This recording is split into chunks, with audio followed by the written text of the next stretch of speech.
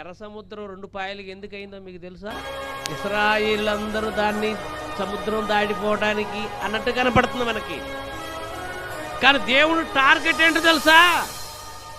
దేవుని టార్గెట్ ఏంటో తెలుసా?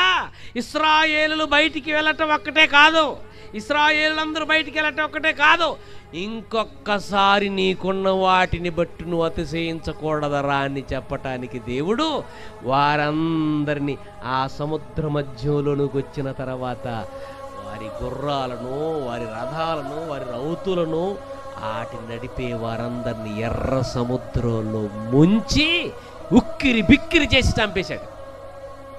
ఇప్పుడు అన్ని ఇప్పటికీ ఎర్ర సముద్రం దగ్గరికి వెళ్ళిపోతే అడుగు భాగాన ఆ రథచక్రాలు ఆనవాళ్ళు ఇప్పటికీ ఉన్నాయటండి. ఏటిని బట్టి ఫీల్ అయిపోయాడు వాడు? వేటిని బట్టి ఫీల్ అయిపోయాడు? రథాలను బట్టి, గుర్రాలను బట్టి.